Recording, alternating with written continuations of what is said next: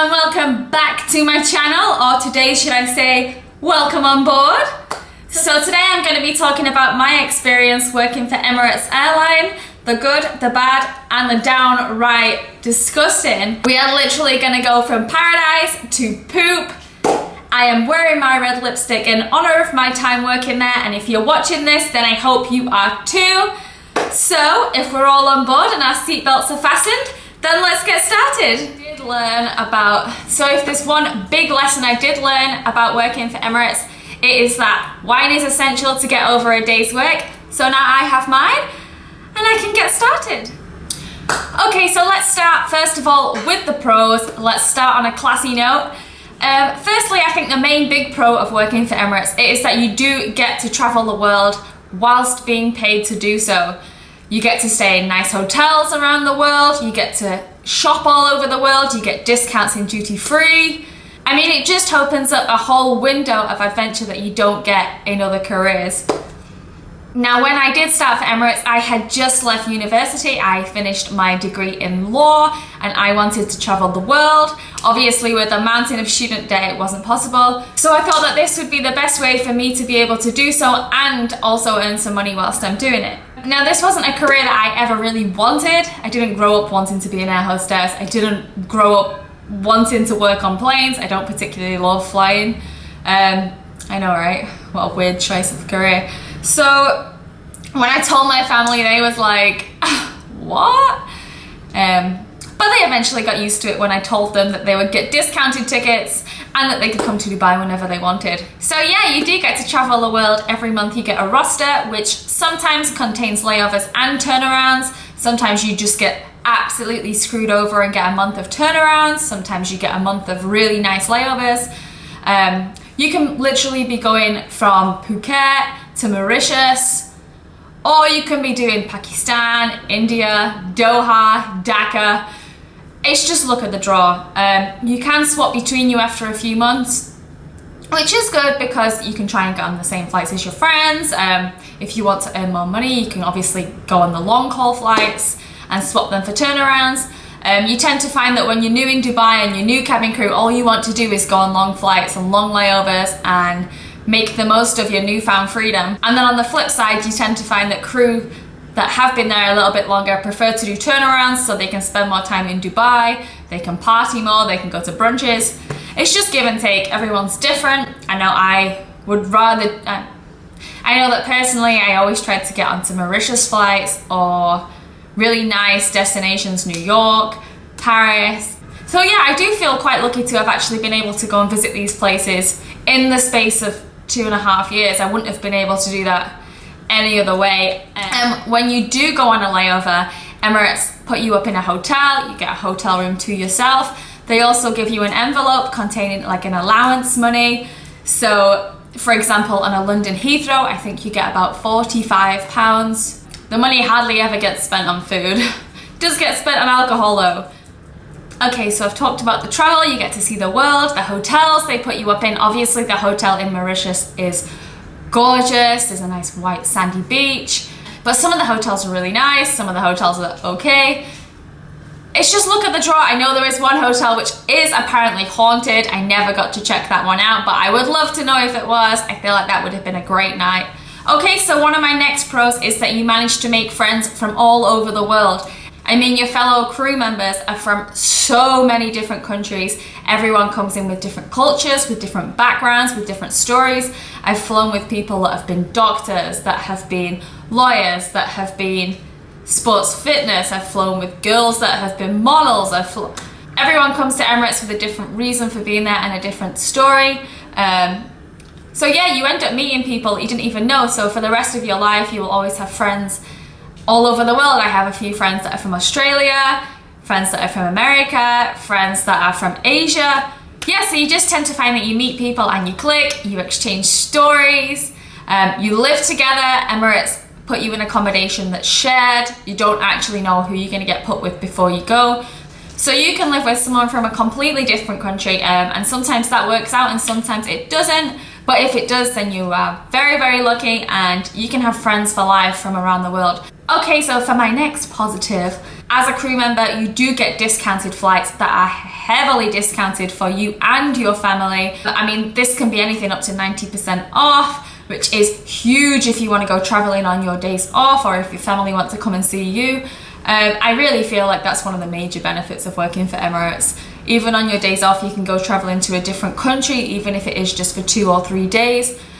With an Emirates card, you do get discount in a few hotels around the world, so it's definitely worth it just to take advantage of that whilst you have the opportunity. Okay, my next pro is that you get to go shopping all over the world, you get to eat all over the world, you get to try some really exquisite food and wine. I know that I have personally visited a vineyard in Auckland, I have ate fantastic steaks in South Africa.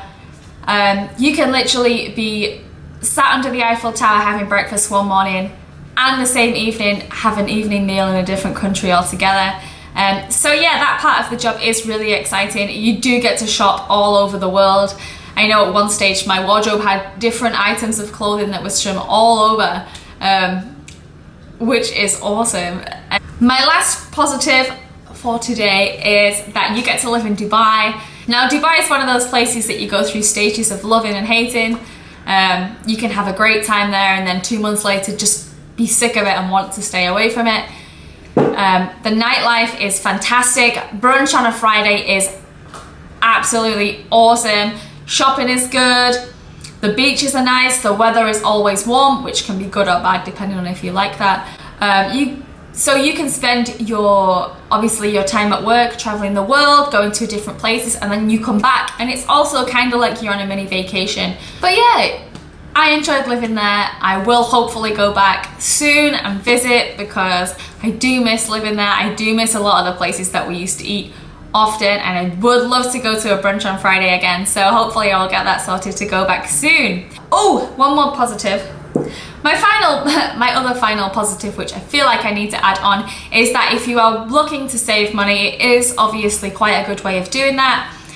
Every month you get paid your basic salary, and then you get your hours, and then you get paid per hour of flying as well. Obviously then on your layover you get your allowance. So if you are looking to save money, you can do. Okay, so my first big con, which I have wrote down, is the job. Everything I mentioned in my pros are things that happen as a result of the job. So the layovers, the nice hotels, having money to spend, shopping, eating and drinking. For me, the worst aspect of the job was the job. Customer service is just something that I don't think is for me. You literally walk to your destination. Passengers, obviously they complain. And there's just nowhere you can go. You can't get away from a complaining passenger. You can't just go outside and have a break. You are stuck with them. Sometimes the flight can be from like 12 hours plus and you're stuck with someone who has been an absolute since they boarded the plane. So the job isn't all tits and teeth. It's not all coffee and tea. You know, you do end up coming home and you do smell sometimes of curry and potatoes and random vegetables / soups that have spilt all down you. You come home with tomato juice all down your legs. It is, sometimes the job is just disgusting. If you're into customer service jobs and you do like the idea of actually being an air hostess, then yeah, the job is definitely for you. It's just the actual job aspect of the job was not for me. So yeah, my second con is huge. This is the worst one. My second con is the passengers. This job did teach me that people are disgusting. Now I will talk more about this in the section that's coming next, which is the downright disgusting, because it is more deservedly so, and I feel like it will emphasize that point way more than anything I can say now. However, not all the passengers are bad. My current boyfriend I did meet, he was a passenger on my plane. A lot of my friends have met some really nice passengers. There are a lot of pervs that are around because they want to join the Mile High Club and they think that because you're an air hostess and you're wearing red lipstick that you will be down for that. There's also a lot of nice pervs who buy the whole crew a perfume from the duty-free selection. So yeah, you really do get a handful of good, bad, and really, really ugly. But we'll get to that later on. Okay, so my next con is that, yeah, so obviously you work with a lot of different nationalities. It's really hard when you're on a 16/12 hour flight and a lot of the crew members speak the same language or are from the same country. You find that they speak together in German, or they speak together in Spanish, or they speak together in French. And obviously me, I only speak English. Hopefully I will learn another language soon. Obviously not all crew members are nice, some are mean, some can be quite nasty, some can start gossiping about each other behind each other's backs. It can be really quite bitchy. Not all of them, I have met some wonderful crew members. I'm just saying that there is a handful that are obviously not nice. It's just normal work environment, not everyone gets along. So yeah, my next one is a big one. It is continuing on from the crew members, and that is that obviously every day you go to work, you actually work with a different set of crew members every single day. So you can be in Paris, but you're not in Paris with anyone that you know. You're always around strangers. I mean, it's fantastic seeing the Eiffel Tower, but when you don't have anyone to share it with, or you're not sharing it with your family or your boyfriend or your friends, it can just be a little bit like, oh, it can just be a complete anticlimax. Yeah, and I feel like for me, this is one of the reasons why I left, is because it comes to a time when I want to be sharing these experiences with someone else and not always with a bunch of strangers. Okay, so my next con was that it grows very repetitive. A lot of people join the job because they don't like routine, but then you tend to find by your 6th time in London Heathrow, or your 6th time in Singapore, or your 6th time in Hong Kong, you don't actually want to do anything anymore. You don't want to leave the hotel, you just want to sit in, eat McDonald's, and plan about getting back to Dubai. So yeah, it can be a very, very lonely job. It does get very repetitive. And my last con is linked to this, and that is that you do miss out on a lot of family events back at home. There's no guarantee that you'll be home for Christmas. There's no guarantee that you will be anywhere on your birthday. You can spend your birthday alone in a hotel room. Family events you do miss out on.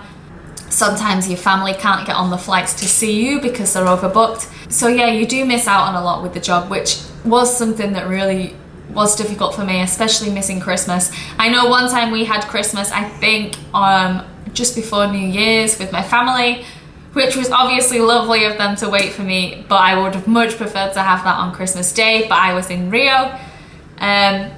So yeah, it does get very lonely. Okay, so now for the part that you have all been waiting for. It is the downright disgusting section of my job. Now I feel like the best way for me to do this is to tell you some short stories / anecdotes from my flights, and maybe then you'll understand the true intensity of what I mean by people are disgusting. Okay, so one day it is a Friday and I am flying to Doha. Doha is 40 minutes away and I am missing brunch for this flight, so I am not happy. It is 9 AM in the morning, I barely slept. But hey, it's a 40-minute flight there, 40-minute flight back. Hopefully I will be home for dinner time and I can go and join the drinking. So naturally I choose to be right at the back of the plane so I can hide in the galley and the toilets when people are boarding. So the flight happens. Doha is a very quick flight. You throw people food and then you grab it back even if they've not finished. And the passengers are disembarking. And I just glance over my chair, and the guy sat right in front of me has done an actual poop on his chair whilst sat there and just left it there. And I was like, oh my God, like there is a poo on the chair. Oh, it was traumatic. And then I walked 2 chairs down. So like I was at row say 50, I went to row 48. And there was another one. Literally, a 40-minute flight, 2 poos. How is this even possible? Who poos on a seat? It was just disgusting, especially considering the toilet was just next to me. Yeah, like 2 actual poos smudged in to the seats. It was just the worst for a 40-minute flight. Like, just hold it in. I know when I actually left this flight, I did meet my friends after and they was drinking and I joined in. Obviously, I downed as many shots as I could because I was mortified that I finished a degree in law and now I'm spotting poops on planes. It was just the worst. And I was speaking to my friends after and I was like, oh, you'll never guess what happened. I was on this flight and there was these poos And then they started saying, oh, well, on my flight, this has happened. And I was like, oh, I never really realized before how many people poo on planes. Like, just go to the bathroom. So whilst we're on the topic of poop, I am just gonna add that one day when I was eating my dinner at the back of the galley, I was sat with my own tray because, you know, that's what we eat off on planes. And the man went to the bathroom and he hadn't worked out yet that to shut the door, when you lock it, the light comes on. So yeah, I'm enjoying my dinner and next to me there is a man squatting on the toilet, holding the door open with his hand so he can see. Yeah, going to the bathroom. Yeah, one of the worst dinners I think I have probably ever had. Not the show I signed up for. It was just, yeah. Seriously, bathroom habits. Learn how to do it before you get on a plane because we don't need that, honestly. Okay, so next, it's not all about feces. So another one of my days I was working in economy and we was collecting in all the trays after a meal service. This is quite possibly the worst part of the job. For obviously you can imagine the people give you things that are piled up this big and it is disgusting. Emirates don't let us wear gloves to pick that up. I don't know why. So yeah, we'd finished, you know, there's 400 trays on an A380, probably more. And a woman hobbles to the back of the plane and says, oh, my false teeth were on the tray. And we were like, what? She's like, yeah, you collected my false teeth. Can you find them? Remember, there's 400 dirty trays full of mouth things and food and napkins and and this woman wanted us to go through every single one to find teeth. How do you forget where your teeth have gone? How do you lose your teeth? How do you lose teeth? Yeah, she found them in the end though. I didn't. I pretended I had something to do and left. So for my next short story, this was a flight to Johannesburg. And I was giving out the meal trays where obviously we do that, saying chicken or beef, chicken or whatever, fish or beef, I don't know. So yeah, this flight was chicken and I was giving out chicken when I was told, hey, vanilla lady. And I was like, vanilla? Like at this time I was quite tanned. I'd been tanning a lot in Dubai. I was more cappuccino / bit caramel. And then I said, are you okay? He said, give me the mother of this chicken. And I was like, oh, we don't have any more. Like, we just give everyone the same amount. And then I said, I'll have to see if we have extra left over or maybe you can have 2. So then I looked up and everyone was saying, oh, trolley pusher, me too, me too. And I was like, ah. So yeah, our meals in economy didn't satisfy the appetite of a South African male, and most males indeed, I think, not just from there. So yeah, it was called vanilla and a trolley pusher in one day, which I was most upset about because I thought I was quite tanned. I've also had bad turbulence where people have been vomiting, I've been vomited on, I've been collapsed on. You name it, it happens. A plane is not a clean and nice environment, it is dirty. Some of the things that happen on there you wouldn't believe. Babies' nappies I've had handed to me. I've seen babies being changed on the baby tables. People have left behind nappies on the floor, tampons. Yeah, you name it, we've had it. I know one of my friends had a false leg left behind on her flight. Don't know how the guy got off. I found a shoe. Who leaves the plane without a shoe? I will never know. I've had passengers steal my food. On one of my last flights before I left Emirates, the passengers were boarding and I asked the family to put all their belongings up in the hat racks so we could take off. The family then proceeded to put their newborn baby up there as well. No word of a lie. Yeah, I've seen it all. One more short story. Couples, I know you think it's fantastic joining the Mile High Club. Those toilets are disgusting. If you saw the state of them sometimes, you would never even dream of going in them again, let alone going in there to do God knows what. Also, we know exactly what you're doing. We see you creeping off together. We just think it's funny. We also think it's quite disgusting. The toilets after some of those flights are the most wretched place ever. If you think it's cool to go and grime around in there, then awesome. Then be my guest, because it's not. Also, one more thing, just because we're air hostesses doesn't mean we're gonna give you one. Just because we're air hostesses and we have to smile at everyone doesn't mean that we fancy you, doesn't mean that we want your telephone number, and doesn't mean that we want you to try and wink us for the whole flight. Yeah, stay in your lane. You're a passenger. It's customer service. We have to be nice. We don't want your business cards. So yeah. Okay, so that's it for today's video on my time working for Emirates. It's not all as glamorous as everyone seems, but it is a lot of fun. I would definitely recommend it to people. The interview process is quite lengthy and long. I have recently published a book on Amazon about the interview process, so if you're interested in that or you want to read that, blast me a comment down below and I will get back to you with the link. And that's it. I hope you enjoyed today's video. If you want to hear more about my time working for Emirates and my experience, let me know. Emirates is a good company to work for. They do have a lot of crew members, so you are treated as obviously just a number. It's not a personal experience working for them, but you have a lot of friends, you meet a lot of people, you always have people around you. It is such a fun experience. So yeah, ultimately I left because I was ready to move on. The job had got a little bit boring for me. I'd seen the places that I wanted to see and I was ready to experience them with someone else.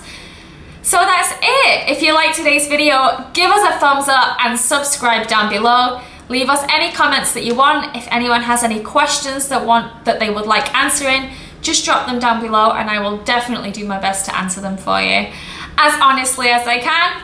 So yeah, cheers and I'll see you next time.